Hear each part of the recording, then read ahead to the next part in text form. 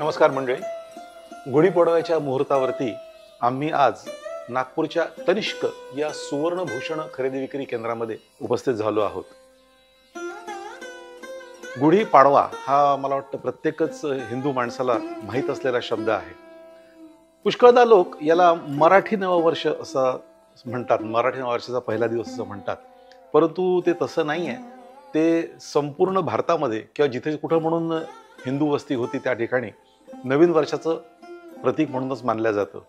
आज आमच्याकडे ज्या पाहुण्या म्हणून आलेल्या आहेत, परमभागवती डॉक्टर रमा गोळवलकर, ज्या भारतीय मूर्तिशास्त्राच्या आणि संस्कृतीच्या गाढ्या अभ्यासक आहेत, आपण त्यांच्याशीच याच्यावर थोडासा संवाद साधूया.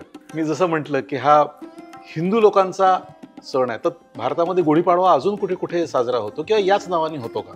नाही, गुढीपाडवा आपणच साजरा करतो महाराष्ट्रामध्ये, परंतु गुजरात, राजस्थान या ठिकाणी नववर्ष म्हटले जातं. काश्मीरमध्ये जर आपण विचार केला तर त्याला नवरेह असा शब्द आहे. अच्छा.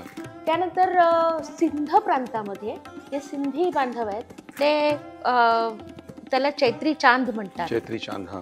तमिळनाडूमध्ये आपल्याला जो मिळतो तो विशू असतो तो दिवस, परंतु त्याच्या आधी आपल्याला तेलंगणा आणि आंध्र प्रदेश या ठिकाणी त्याला उगादी म्हणतात. उगादी. कर्नाटकामध्ये युगादी म्हणतात. आणि मध्य भारतामध्ये देखील मध्य प्रदेश, झारखंड या ठिकाणी देखील नववर्ष दिवस किंवा चैत्र प्रतिपदा या नावाने हा साजरा केला जातो. म्हणजे संपूर्ण भारतभर आपल्याला हा वसंत संपाताच्या आसपास येणारा नवीन वर्षाचा दिवस साजरा केला जात आहे असं स्पष्टपणे दिसतं. बरोबर. तर हिंदू कॅलेंडर किंवा पंचांगानुसार आपले जे 12 महिने आहेत ते चैत्र, वैशाख, ज्येष्ठ, आषाढ असे आहेत. बरोबर. आणि आपण हे जे महिने आहेत ते चंद्रावरती ठरवतो. अमावस्या ते पौर्णिमा, पौर्णिमा ते अमावस्या, असे 15-15 दिवस घेऊन 30 दिवसाचा एक महिना होतो. बरोबर. तर ज्या वेळेला प्रतिपदेला नवा महिना सुरू होतो त्यावेळेला सूर्य कुठल्या नक्षत्रात आहे याच्यावर त्या महिन्याचं नाव काय हे ठरतं. बरोबर. तर या महिन्यामध्ये असं होतं की सूर्य चित्रा नक्षत्रात असतो, म्हणून आपण याला चैत्र असं म्हणतो. आणि एका महिन्यानंतर जेव्हा 30 दिवस जातील तेव्हा सूर्य विशाखा नक्षत्रात असेल, म्हणजे मग वैशाख महिना असं त्याला म्हटलं जातं. म्हणजे मग पूर्वाषाढा किंवा उत्तराषाढा नक्षत्र असेल तर त्याला आषाढ म्हणत असतील. बरोबर. बरोबर ना. तर अशा रीतीने नक्षत्रावरून सूर्य ज्या नक्षत्रात आहे ते नाव ठरतं. असो, आपण आता गुढीपाडव्याबद्दल बोलणार आहोत. तर गुढी उभारणे हे माझ्या मते स्वागताचं प्रतीक आहे. बरोबर. बरोबर. तर ते नव्या वर्षाचं स्वागत आहेच, परंतु अन्य वेळेलाही कोणी पाहुणा येणार असेल तर मला वाटतं गुढी उभारून त्याचं स्वागत करता येईल.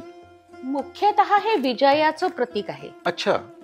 म्हणजे आपल्या भारतीय संस्कृतीत लहानाचे मोठे झालेले राजे जेव्हा दुसऱ्या राजावरती विजय प्राप्त करून त्यांच्या राजधानीत परत यायचे तेव्हा त्यांच्या स्वागताकरता गुढ्या आणि पताका उभारल्या जायच्या. अच्छा. तर गुढी आणि पताका हे एकमेकांचे समानार्थी शब्द आहेत. बरोबर. पर्यायवाची. त्यामुळेच आपल्याला, आपण जरी त्याला गुढी म्हणत असलो तरी संस्कृत मध्ये त्याला शब्द आहे ध्वजा पताका किंवा विजय पताका. विजय पताका हा ब्रह्मध्वज देखील असतो आणि यालाच इंद्रध्वज असंही नाव आहे. बापरे, बरीच नाव आहेत त्याला. तर हा. तर गुढीपाडव्याचं महत्व काय हे जर आपल्याला जाणून घ्यायचं असेल तर आपल्याला विविध पुराणांचा संदर्भ घ्यावा लागेल.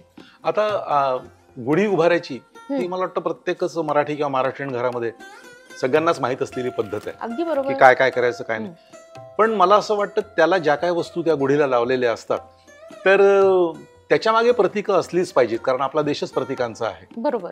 तर मला असं वाटतं तुम्ही त्यातली सर्व प्रतीकं आम्हाला थोडक्यात समजावून सांगावी. अगदी समजावून सांगते, पण तत्पूर्वी गुढीपाडव्याच्या दिवशी आपल्याकडे अशी श्रद्धा आहे आणि परंपरेने आपण ते श्रद्धा पुढच्या पिढीला देतो. ती अशी की ब्रह्मदेवांनी या सृष्टीची निर्मिती याच दिवशी केली. अच्छा अच्छा. म्हणून तो पहिला दिवस, म्हणून तो वर्षाचा पहिला दिवस असा आपण म्हणतो. भारतीय कालगणनेनुसार तुम्ही बघितलं असेल की 30 दिवसांचा महिना असतो आणि 12 महिने असतात, म्हणजे 360 दिवस होतात.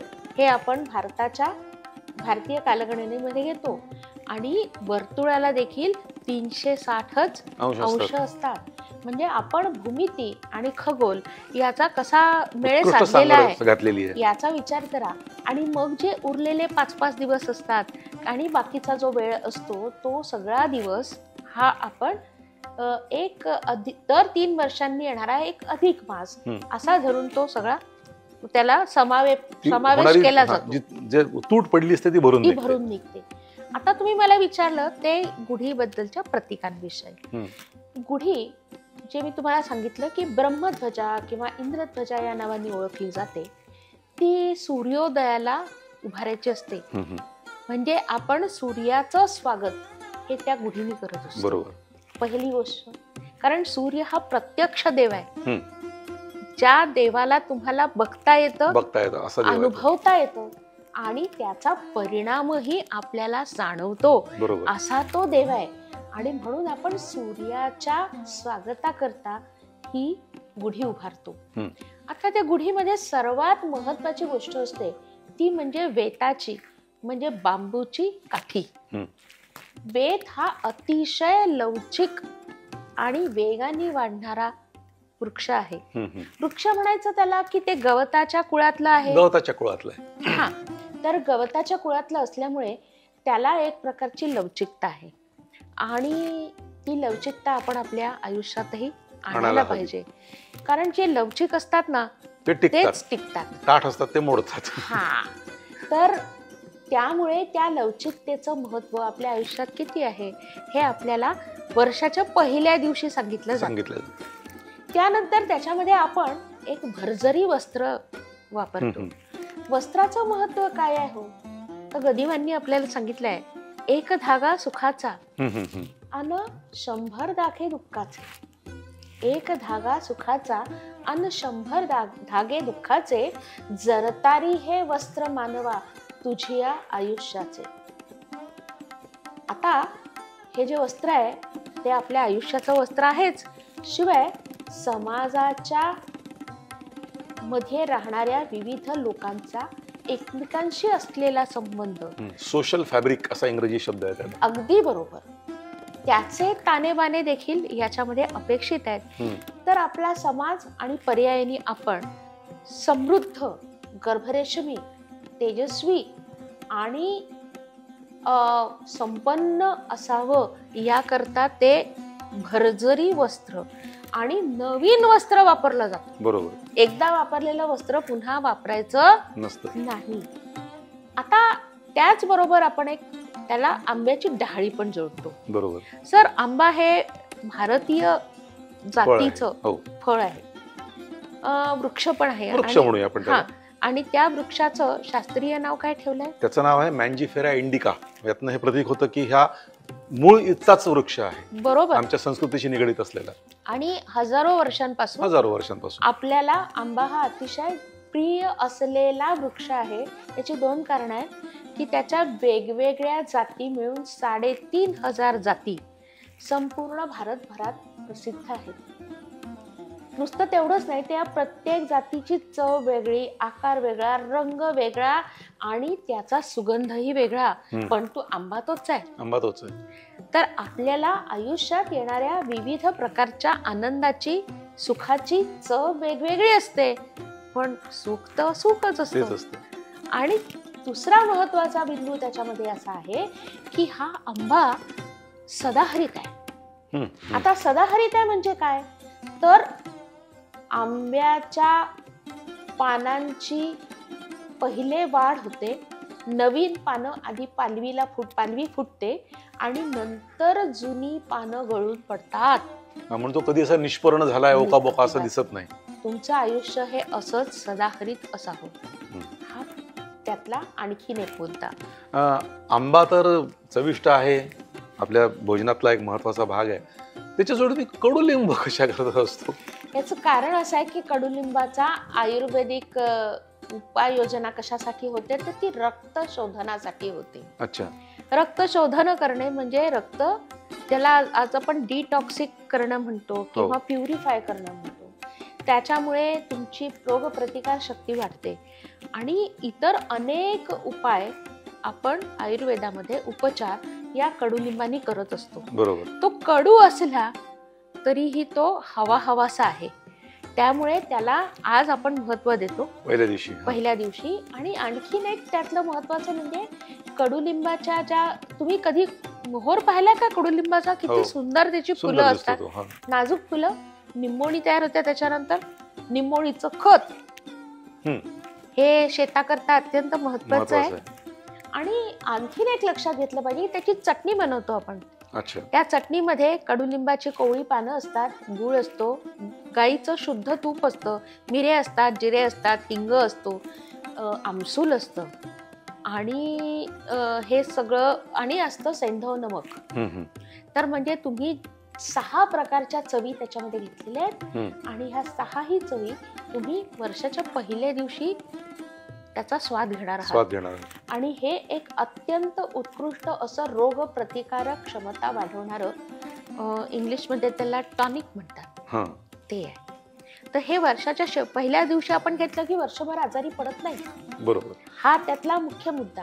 आणि मग येते गाठी. तेच म्हणणार होतो की आता कडू झाल्यानंतर गोड.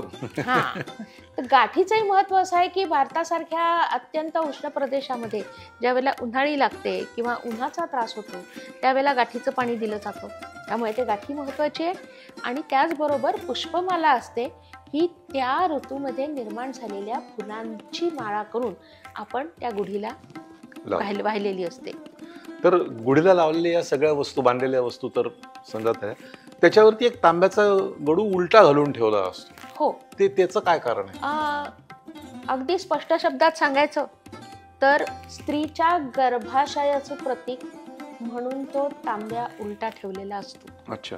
तांब्या किंवा गडू किंवा कलश. याचं कारण असं आहे की जर तुम्ही जीवशास्त्राच्या दृष्टिकोनातून बघितलं तर स्त्रीचं गर्भाशय हे उलट असतं, अधोमुख म्हणतो आपण त्याला, अधोमुख असतं ते. आणि त्याचं तोंड खालच्या बाजूला असतं आणि त्यातूनच प्रजनन होत असतं. त्यामुळे काळाच्या गर्भाशयाचं प्रतीक म्हणून तो गडू लावलेला आहे. आणि त्याच्यातून ह्या सगळ्या गोष्टी आता बाहेर पडणार आहेत, असा तो त्यातला प्रतीकांचा एकूण अर्थ आपण काढू शकतो. वा वा वा, इतकी उत्तम माहिती दिली, छान वाटलं. गुढीपाडव्याला आपण बऱ्याच नव्या गोष्टी सुरू करतो, नवे उद्घाटन होतात आणि मुख्य म्हणजे खरेदी होते.